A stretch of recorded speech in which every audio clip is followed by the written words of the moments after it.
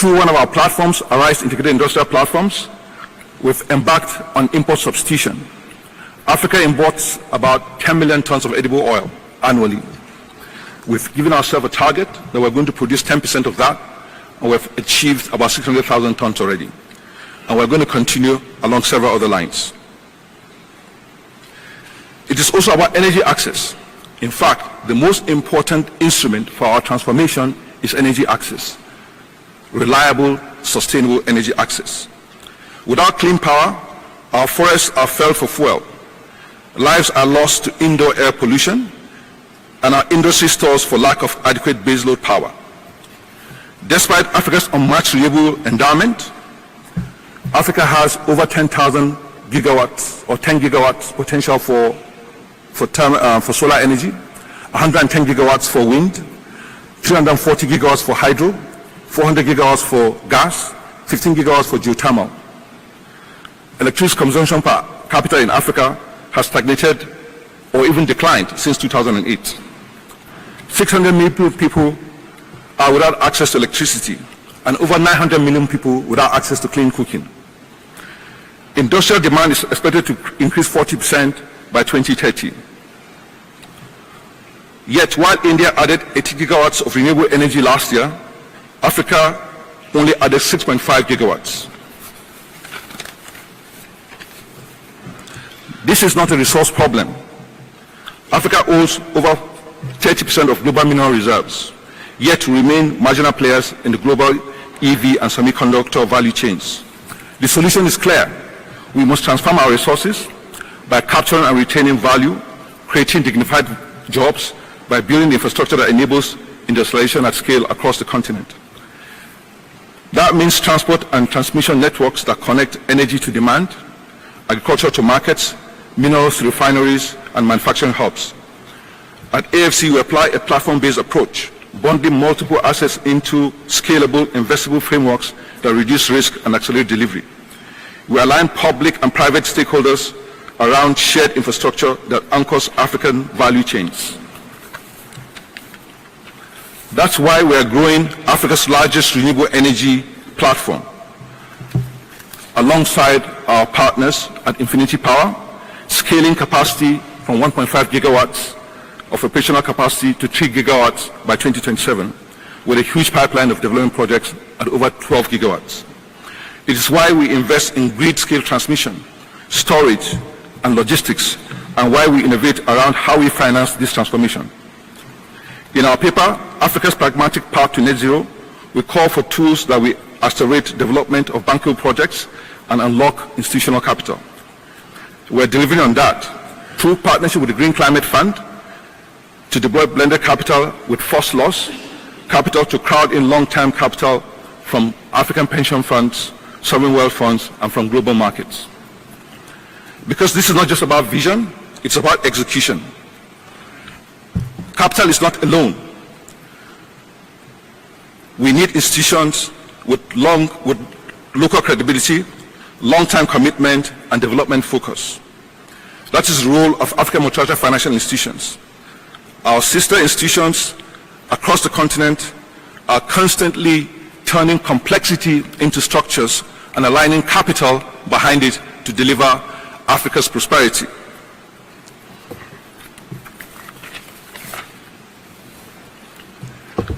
We must be empowered and capitalized, not bypassed, in delivering Africa's transformation, because we access capital from markets with our operations. And to finance this transformation, we must also look inward. Africa is home to over $4 trillion of domestic capital pools in pensions, reserves, and sovereign wealth funds. Yet this remains offshore, especially our reserves, due to regulatory constraints and market fragmentation. We must mobilize these domestic capital pools to finance infrastructure that unlocks our natural capital, from clean energy to agriculture, carbon markets, and green minerals. This requires regulatory reform to enable structured intermediation so that African capital flows into African development priorities. This is a call to action and a respectful call on President Ruto, in his role as chair of the African Union Committee on Climate Change, to use his convening power to champion these enabling reforms, we need to move our resources to investments within the continent. We need to find ways to get our foreign reserves to invest on the continent. We need to find ways for structural transformation to move from just government securities into projects in infrastructure and industry. And we're happy to work with you at the African Multilateral Financial Institutions to build on this initiative, to unlock long-term African capital for long-term African prosperity. Together, we can bridge the gap between Africa's vast potential and Africa's realized prosperity. Let me close with this. To harness Africa's natural capital, we must move from extraction to transformation. Build African value chains for carbon credits, fertilizers, green copper, and steel. We must scale infrastructure and logistics, retain value on the continent, mobilize African capital through regulatory reforms and structured intermediation. Natural capital must mean not just conservation, but transformation. The time for pilots are over. The time for fragmented ambition is past. We need scale. We need infrastructure. We need African-led execution, financed by African capital and backed by global partnership. And it begins with all of us here in this room today. Thank you. And now, it is my honor to invite Right Honorable David Lammy, MP, Secretary of State, Foreign, Commonwealth and Development Affairs, to share his reflections on how the UK can partner with Africa to build the future we all need.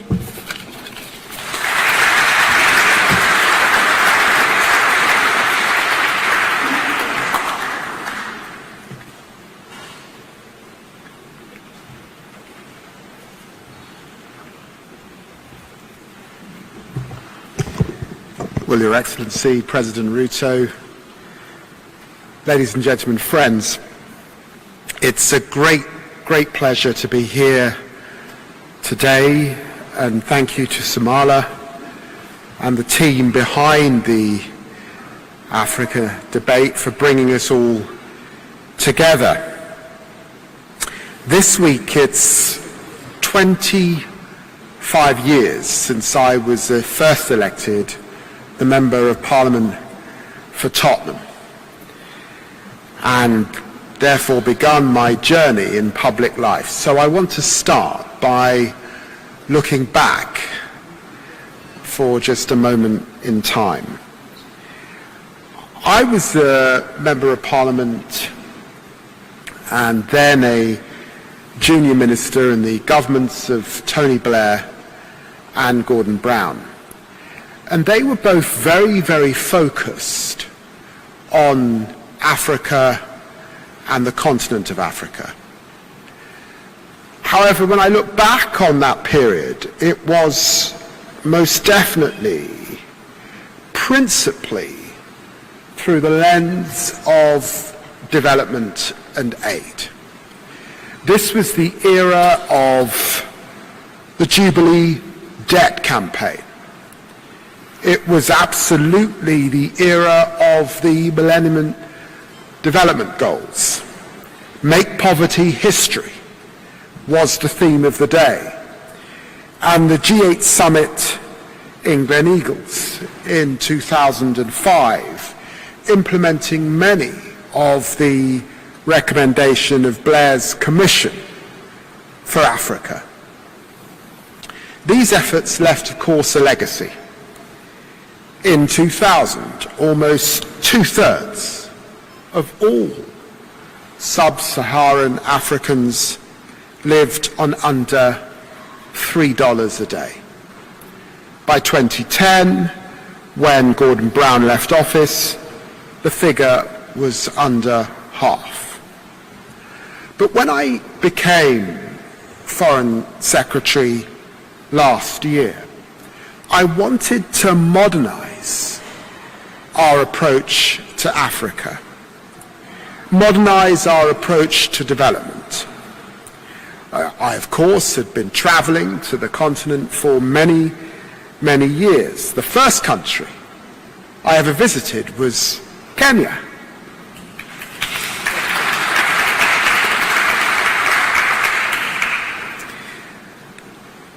But I'd seen the transformation of cities and communities, all brimming with huge potential.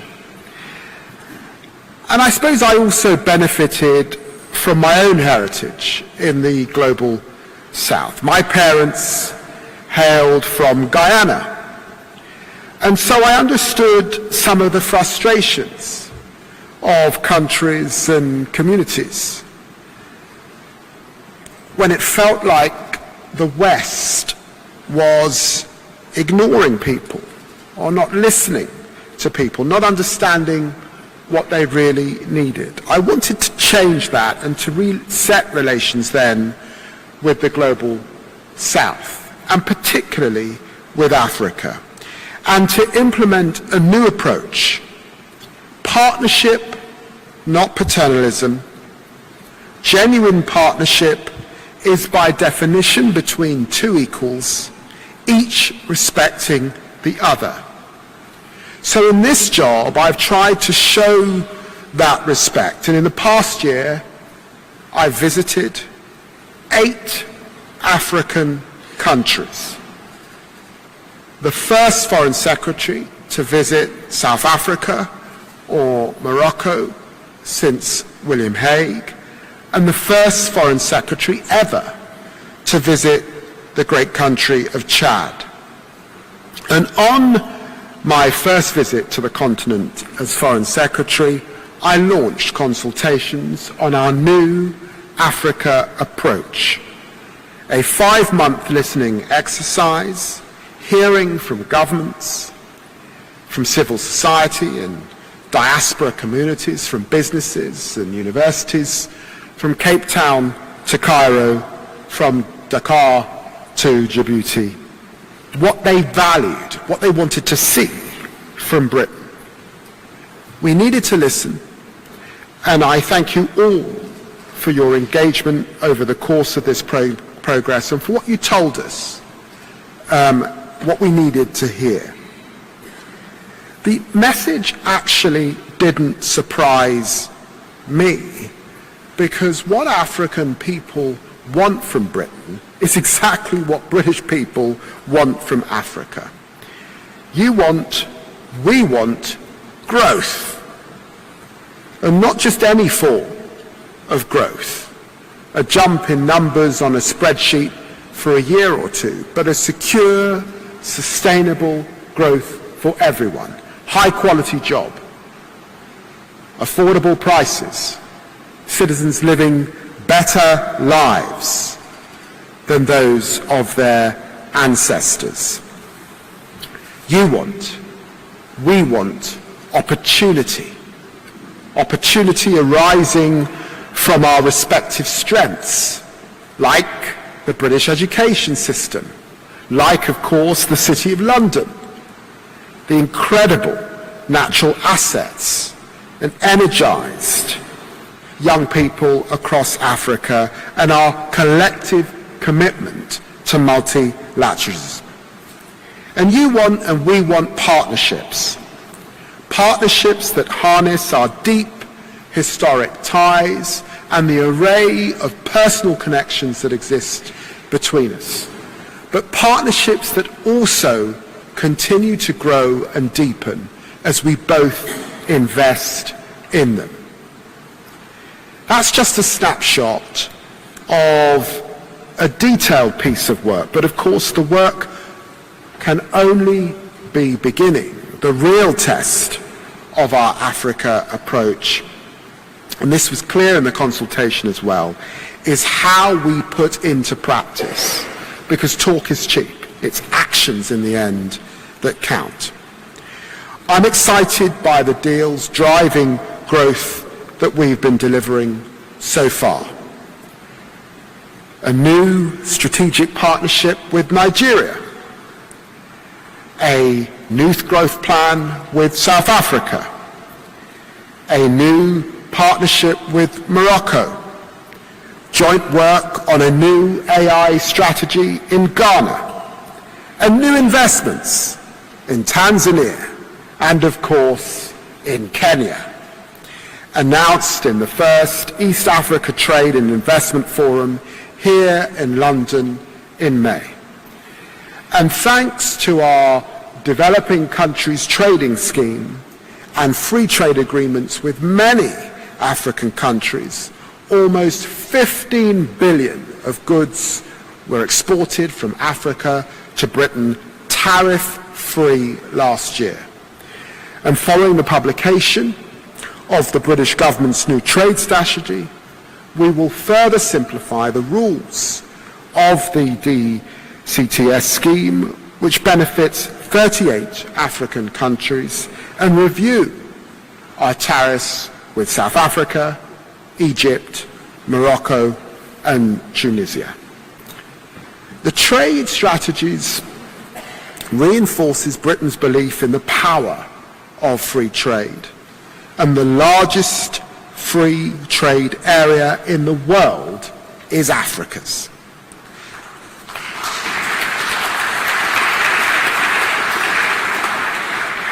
And that's why we back the rollout of the African Continent Free Trade Agreement, reducing barriers to intra-African trade through support in areas like digital, trade and custom cooperation.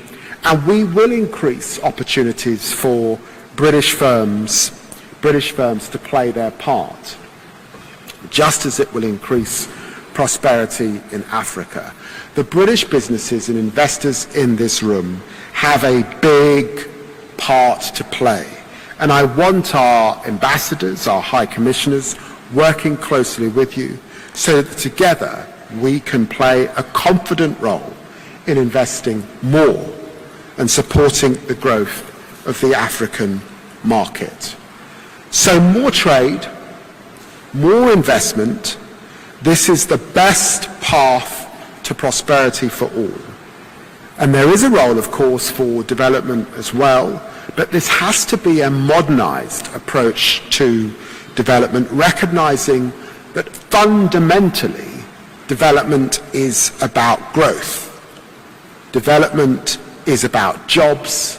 Development is about business. The modern development expert needs to have a mindset of an investor, not a donor. Looking for the best return, not offering the biggest handout. And it's in that spirit that British International Investment recently signed an MOU with South Africa's Public Investment Corporation, one of Africa's largest asset managers, and this week agreed to support a new Wave Money Mobile, an exciting African fintech unicorn. And it's also in that spirit that Britain is co-hosting the next Global Fund Replenishment Summit in South Africa. And just last week, I made a $1.25 billion pledge to the recent Gavi replenishment in Brussels, the largest of any sovereign donor.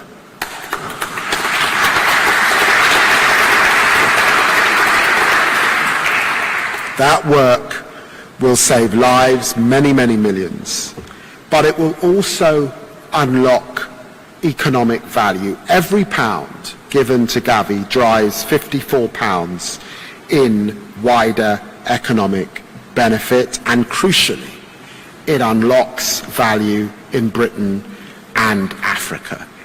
Gavi works closely with cutting-edge British pharmaceutical firms like GSK, and it's also designed the first African vaccine manufacturing accelerator, which is using industry partnerships to deliver vaccines for Africa. Vaccines, and this is very important because people talked about that during the COVID pandemic. They asked the question, why? Why are we failing, the West failing to vaccinate the African continent? And that was an important question. But there was a second question. Why has the African continent not got its own manufacturing capability? And that is what we now need to deliver in Africa. Working with partners like Nigeria, we're pushing for organizations like Gavi and the Global Fund to work together and reform so that their work has national ownership at its heart. National ownership is similarly important when it comes to reforming wider international finance, especially for climate and nature. And thank you, President Ruto, for your leadership on the climate issue particularly.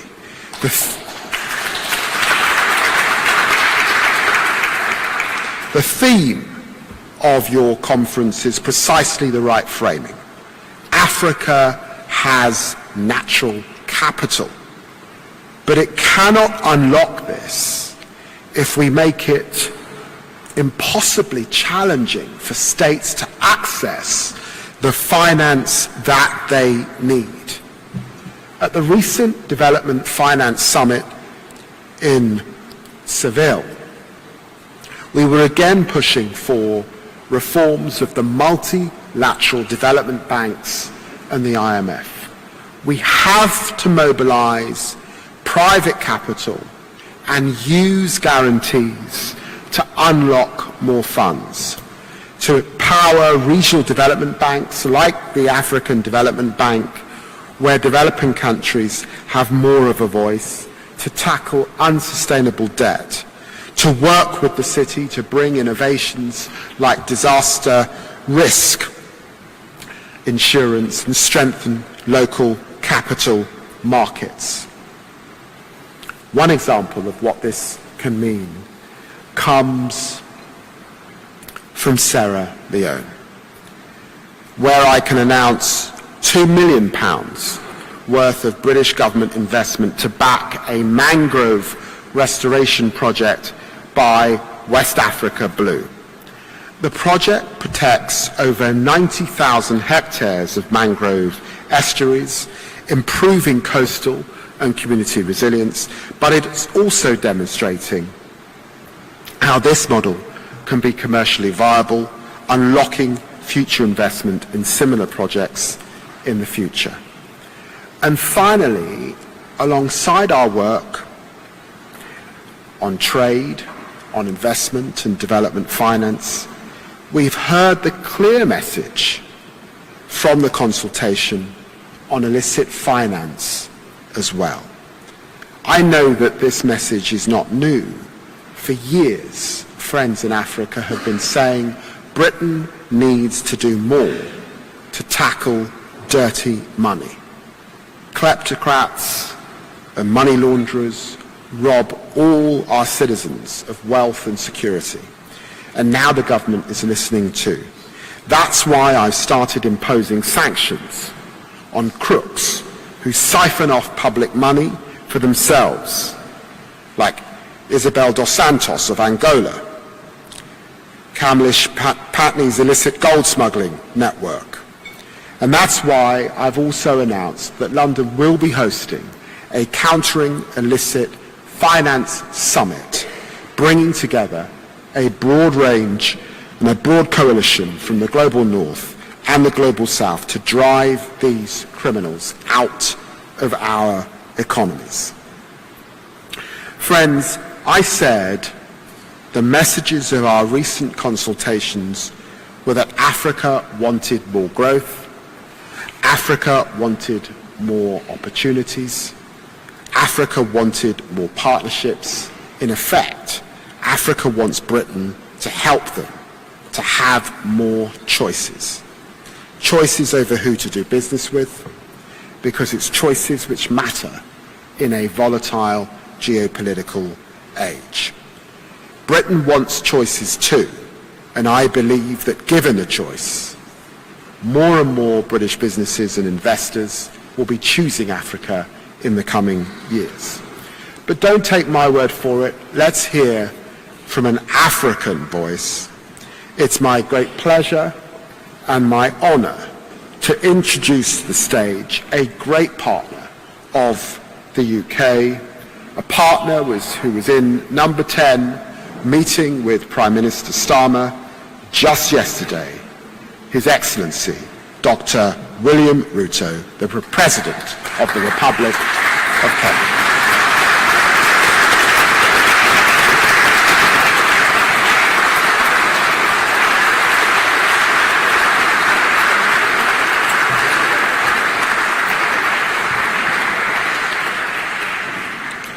Thank you very much. Let's take our seats.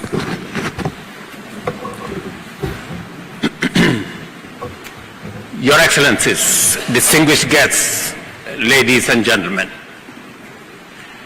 as we seek ways to transform Africa's growth agenda, we must reflect on and remain alive to global economic structures, emerging trends, patterns of value creation, and our prevailing realities at home, both in Kenya and in Africa.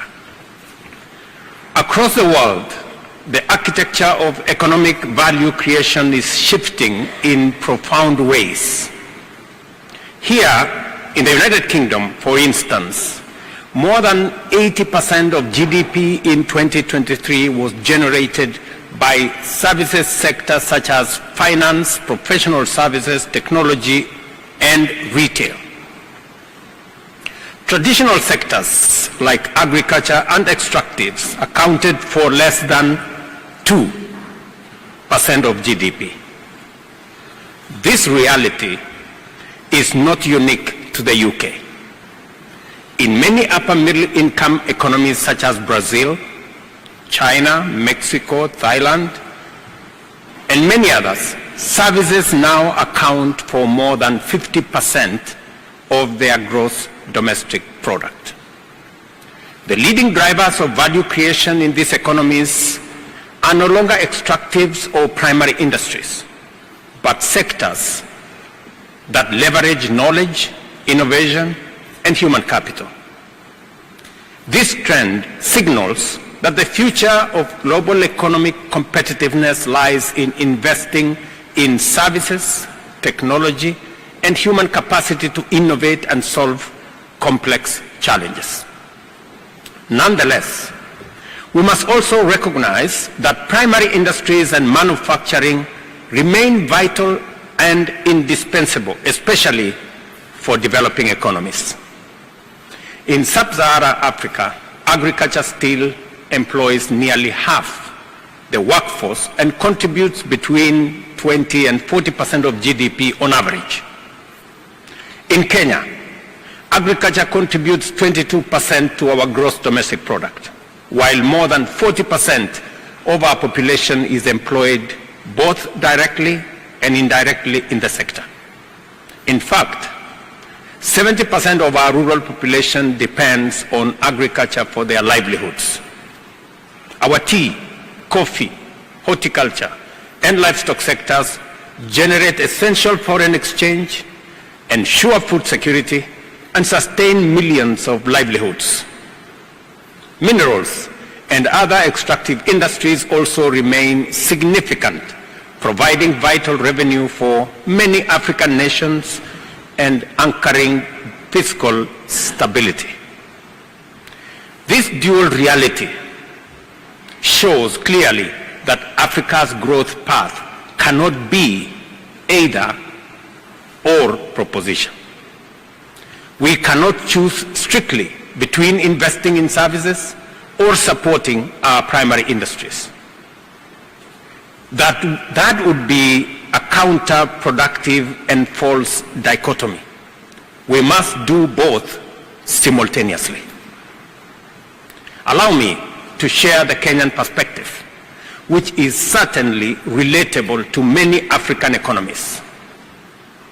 Our experience suggests that while investing in services sector is necessary, it is not sufficient to address the urgent challenges of poverty reduction and unemployment while achieving meaningful economic growth. For example, over the past 30 years, formal employment in Kenya has remained relatively stagnant at about 3 million people, while employment in the informal sector has grown dramatically from fewer than 2 million people in 1990 to 17 million people today. This reality reveals a fundamental truth that for millions of Kenyans working in the informal sector, GDP growth alone does not automatically translate to more money in their pockets. This is why you often hear phrases like, "We do not eat GDP." It is very common.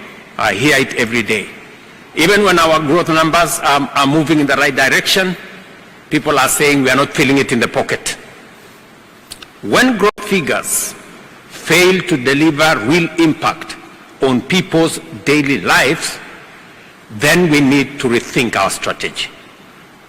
For growth to have a direct and meaningful impact, especially for nearly 1 million young Kenyans who join the job market every year, we are compelled to design strategies that deliberately generate more jobs at the base of our society while still targeting substantial gross domestic product growth. That is the essence of the Kenyan government's bottom-up economic transformation agenda. It is a people-centered grand strategy aimed at lifting millions out of poverty, creating new opportunities, formalizing the informal enterprises, and building a more equitable and prosperous nation for all of us. The bottom-up economic transformation agenda plan is built on 5 pillars: modernizing agriculture, formalizing micro, small, and medium enterprises, building social, affordable, and market housing programs, expanding our digital superhighway, and ensuring that universal health coverage becomes a reality for the majority. Each of these pillars was chosen for its potential to transform livelihoods, stimulate inclusive growth, and strengthen our economy from the bottom up. The implementation framework adopted a value chain approach designed to reduce the cost of living, expand revenue base, increase foreign exchange earnings, create decent jobs, and ensure broad-based growth. By addressing every link in these chains, from production through trade and markets, into financing and public-private partnerships, infrastructure and platform development, to skills and enterprise, we are building resilient systems that unlock Kenya's vast potential while delivering real and tangible benefits for every citizen. In Kenya today, we are modernizing agriculture to increase productivity, enhance food security, and develop agro-processing value chains that add value and create decent jobs. We are also advancing industrialization to build competitive manufacturing capacity, substitute imports, diversify exports, and anchor resilient local supply chains. We are supporting micro, small, and medium enterprises to transition into the formal economy, unlocking access to finance, access to markets, and building skills. For instance, through our affordable housing program, we are currently building 150,000 housing units across the country, financed with locally mobilized resources. This initiative has already generated more than 250,000 jobs across the entire housing value chain, stimulating economic activity and livelihoods nationwide. And let me explain this for a moment. We have mobilized resources locally. If we were to borrow the money we are using in our affordable housing program, we would still be having meetings in capitals. We would not have started building the first house. 2 years down the road.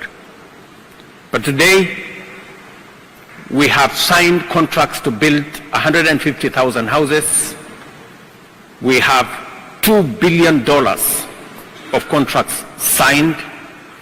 We have a pipeline of 700,000 houses. We have 250,000 young people working, and the numbers are growing every other contract when it is signed. It speaks to the power of what domestic mobilization of resources can achieve. Under the same program, about Kenya shillings 11 billion, that's about US dollars 85 million, has been specifically ring-fenced to support the informal sector, locally at home known as the Juakali sector, empowering artisans and small enterprises to benefit directly. I had an occasion to speak to one of the Juakali enterprises. These are people who in the past did not have an opportunity to make any useful contribution. The last contract they signed with our affordable housing program was a 720 million shillings program. That is what corporates, those are the kind of contracts corporates sign.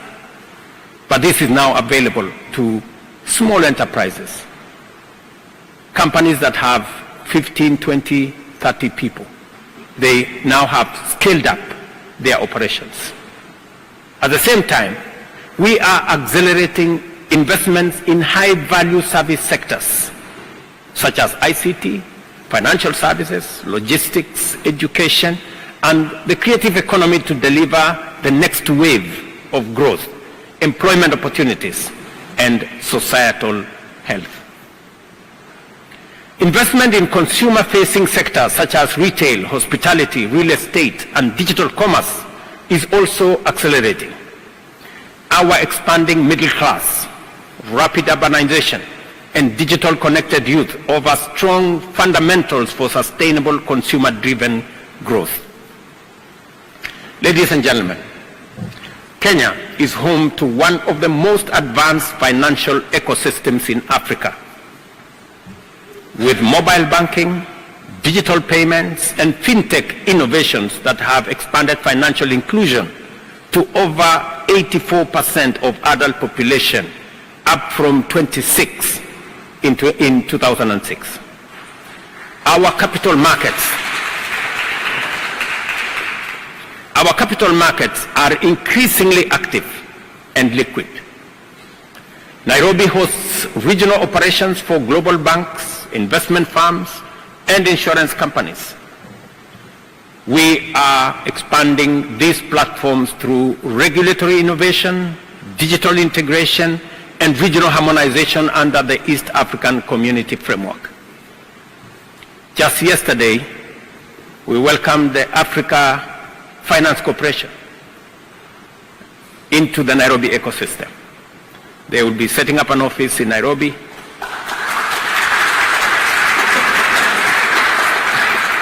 Bupa Global Health will be setting up an office in Nairobi again. After this meeting, we will be signing on Lloyd's of London to join the Nairobi ecosystem, the oldest insurance company in the world. We just welcomed 2 months ago Teleperformers, who are the largest BPO company in the world. And that hub is growing. And that's why I say Africa, viewed holistically, is a continent of abundance, rich in cultural heritage and human capital. We must invest where our strength lies. Africa's opportunity is to build resilient, diversified economies that harness our natural capital as a platform for inclusive and sustainable growth. We have natural and strategic resources that have the power to drive the global economy. We possess approximately 30% of the world's known critical mineral reserves, including more than 70% of global cobalt, 47% of manganese, and significant deposits of lithium, graphite, and rare earth elements. These minerals are strategic assets for global energy and digital transition. Beyond minerals, Africa is rich in renewable energy potential, and Kenya is a leader in this space. Today, over 90% of our electricity is generated from sources that are renewable, and we are committed to reaching 100% clean energy by 2030. When I say 2030, it looks far. In the next 5 years, that's what I'm saying. So in the next five years, we want to be at 100%. If you are looking for a space for you to decarbonize your business, Kenya is the natural destination. On food security, Africa holds 60% of the world's uncultivated arable land, yet as of 2023, accounted for only about 10% of global agricultural output and less than 5% of processed food exports. Investing in agriculture-led industrialization can enhance domestic food resilience and secure food and food security. According to estimates by the Africa Development Bank, FAO, and McKinsey, Africa's agribusiness market could grow from US $300 billion in 2010 to US $1 trillion in 5 years, that is in 2030. Ladies and gentlemen, Africa aspires to a fair and equitable share in the global economy. Now is the time to rewrite Africa's growth agenda, not as an echo of external prescriptions, but as a bold declaration of our own vision. A vision anchored in the ingenuity of our people, the richness of our resources, and the urgency to prioritize inclusive prosperity, resilience, and regional strength.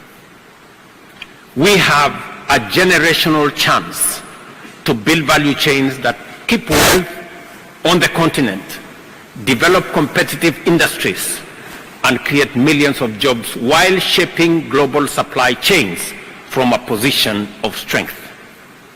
Unlocking this potential requires a multifaceted approach.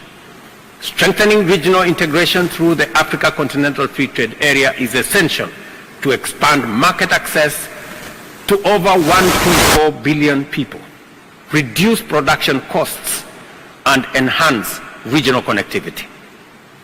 Building resilient infrastructure is critical to supporting supply chains, trade corridors, and efficient logistics. Mobilizing green and private financing is also necessary to scale transformative projects across our continent.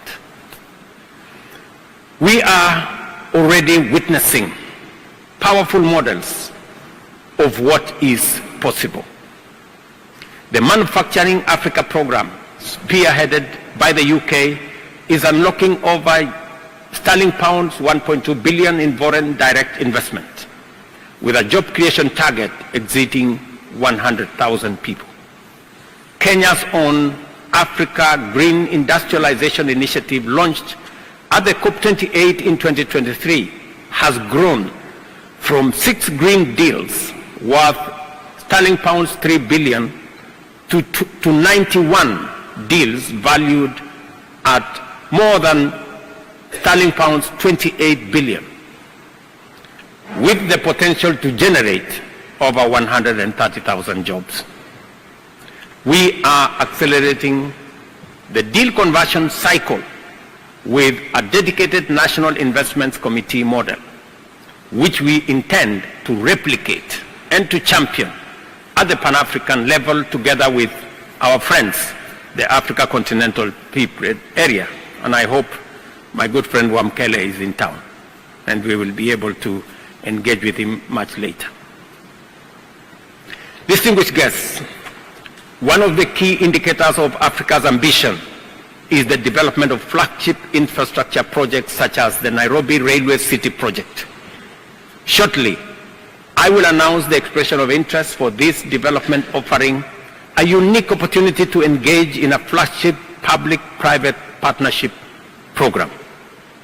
Covering over 400 acres, Nairobi, in the heart of the city, Nairobi Railway City is envisioned as a transit-oriented development with integrated commuter rail, bus rapid transit, and pedestrian infrastructure.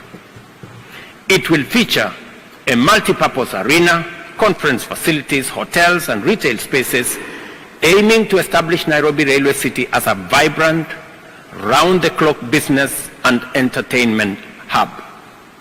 It will also include an innovation and knowledge district for tech startups and research and development hubs.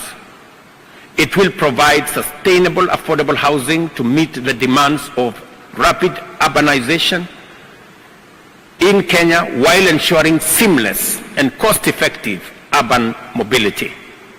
This project is set to transform our capital city and create 10,000 employment opportunities at its core.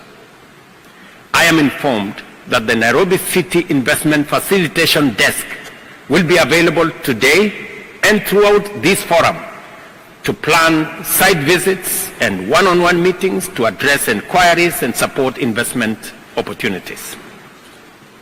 Allow me to say three final things. By way of, positioning Africa, and more specifically Kenya, in the investment space. We have been deliberate in stabilizing our economy and making sure that there is predictability for investors and for people who want to venture into our continent. Being a democratic country, being a country based on the rule of law, and ensuring that every investor is assured of security of their investment, and ensuring that we have a stable economic space. We have, over the last 2 years, provided a predictable and stable economic environment where you can not only invest, but you can also repatriate your profits or your investment at will, anytime, without any difficulties.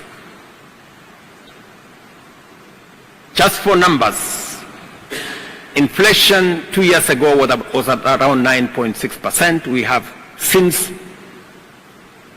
expanded our food security, ensured that we have created a much more stable environment.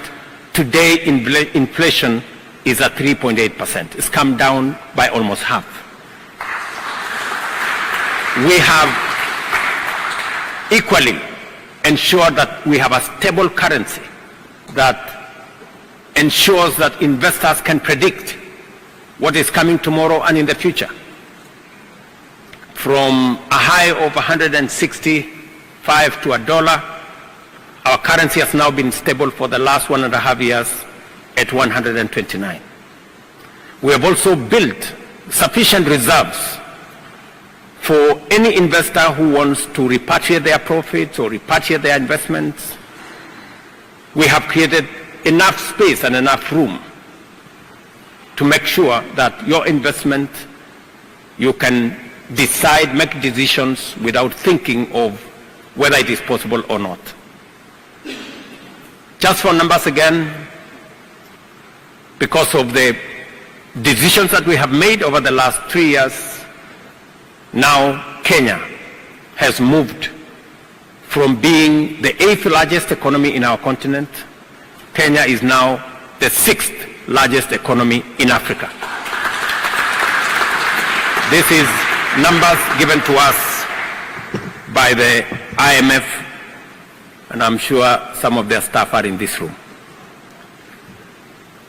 That gives you the confidence that you are investing in a space, and this is the experience we want to share across the continent, so that this should not just be happening in Kenya, it should be happening across Africa.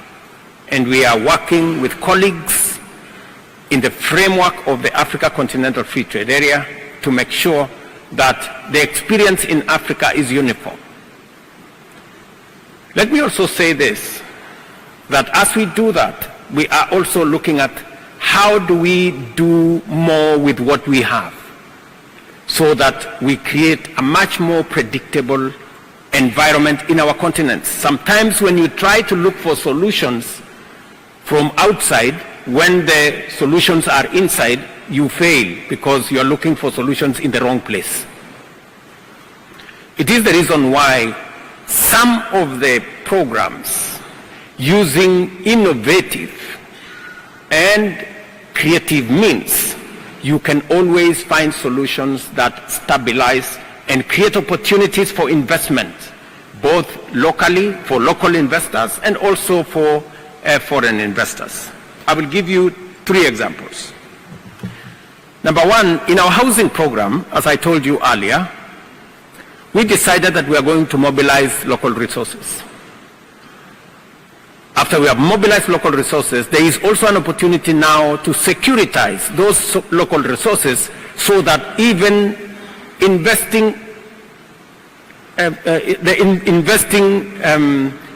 members of our society, whether they are local or foreign, can also have an opportunity to leverage on the resources that we have put together, so that we can also create investment opportunities. A second example is our health.